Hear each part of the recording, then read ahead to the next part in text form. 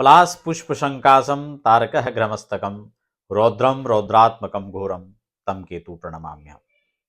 अध्यात्म ज्योतिष के तमाम प्रिय दर्शकों का आज के बेहद खास कार्यक्रम में स्वागत अभिनंदन। मैं हूं आपके साथ देवभूमि ऋषिकेश उत्तराखंड से डॉक्टर आचार्य आशीष।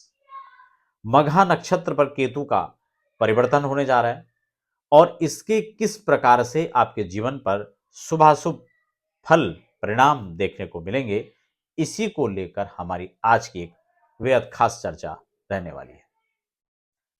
यहां पर एक आगे बढ़े इससे पहले एक निवेदन भी आपसे रहेगा। अगर आप पहली बार चैनल पर विजिट करें तो चैनल को सब्सक्राइब कर लीजिए, बेल आइकन प्रेस कर लीजिए ताकि आने वाली अध्यात्म ज्योतिष और वास्तु की महत्वपूर्ण जानकारियां आप तक समय समय पर पहुंचती रहे। जो मघा नक्षत्र है, इसको इसका जो सिंबल माना जाता है उसको सिंहासन के रूप में देखा जाता है। मघा नक्षत्र को वहीं पितरों का नक्षत्र भी माना जाता है। पितृ प्रसन्नता के लिए, पितरों को मोक्ष प्राप्त करने के लिए यह नक्षत्र विशेष माना जाता है। आज हम इस विशेष परिवर्तन पर बात करेंगे। आपके जन्म कुंडली में केतु किस भाव पर बैठे में किस प्रकार के परिणाम आपको दे रहे हैं, खासकर जिन लोगों के केतु की महादशा चल रही है या आने वाले समय में स्टार्ट होने वाली है, उन लोगों को खासकर क्या प्रभाव इसमें दिखाई दे सकते हैं, इसी पर बेहद खास चर्चा आज होने वाली है। सबसे पहले हम केतु का जब परिवर्तन मघा नक्षत्र होगा, केतु ग्रह को जहां एक उपद्रवकारी, एक प्रलयकारी, एक विशेष परिवर्तनकारी ग्रह के रूप में देखा जाता है, वहीं इस परिवर्तन को, इस नक्षत्र पर जाने पर इस ग्रह के जो योग हैं उसको अधिकार की लड़ाई भी कह सकते हैं। वो मोक्ष कारक ग्रह केतु,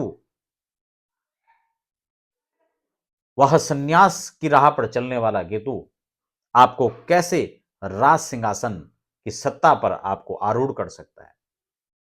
आप नौकरी कर रहे हैं, व्यवसाय कर रहे हैं, आप राजनीति में हैं, कैसे आपको उच्चस्थ शिखर तक यह पहुंचा सकता है, यह केतु का परिवर्तन काल खासकर देखने लायक होगा।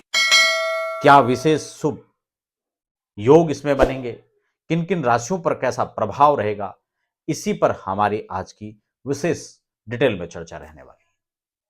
प्रत्येक राशि पर हम बात करेंगे इसके हिसाब से, इसलिए यह महत्वपूर्ण है क्योंकि इस समय सूर्य स्वयं इस वर्ष के राजा होने वाले हैं।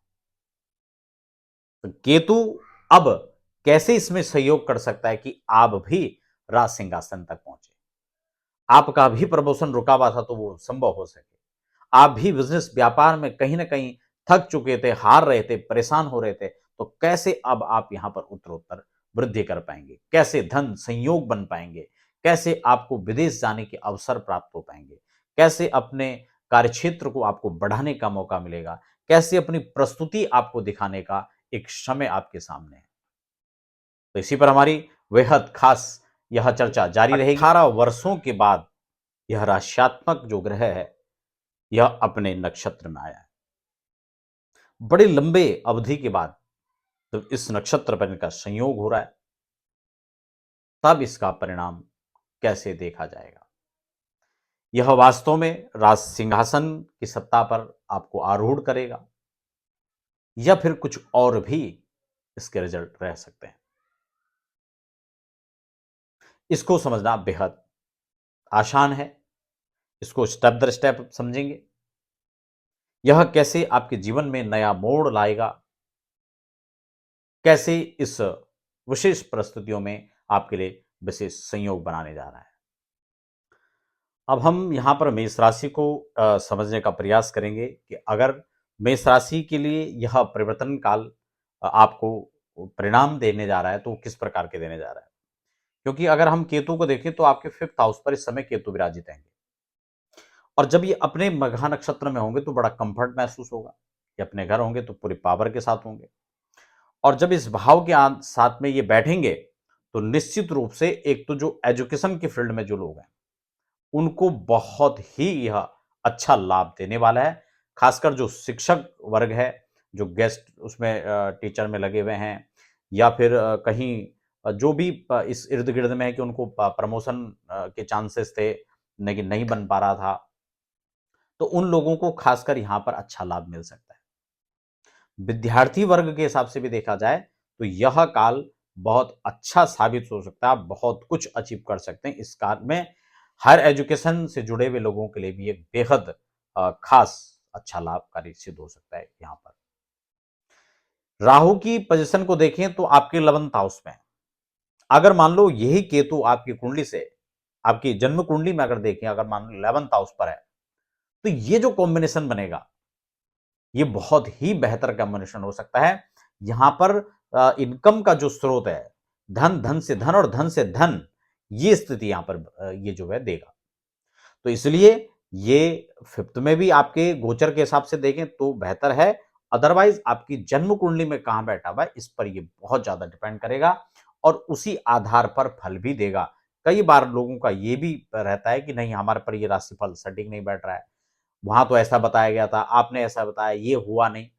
दरअसल में ये हो रहा है या फिर क्या होना चाहिए था, क्या होगा, ये इस बात पर विशेष निर्भर करता है कि जन्म कुंडली में वो ग्रह कहां बैठा हुआ है।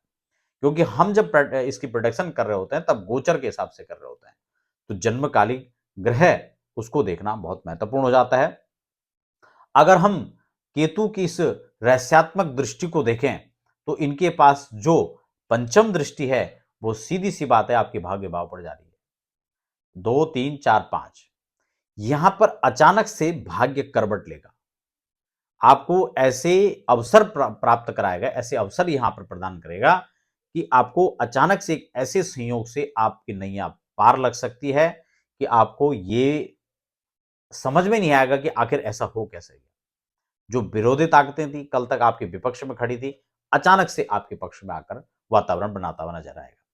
विदेश जाने के लिए खासकर ये योग संयोग बहुत बेहतरीन आप इसको कह सकते हैं। अचानक से ऐसे संयोग बनेंगे, आप पूरी तैयारियां कर रहे थे और बीच में बात रुक जा रही थी, लेकिन अब वह काल आपको पॉजिटिव रहेगा, आप उसके लिए पूर्ण प्रयास यहां पर कर सकते हैं।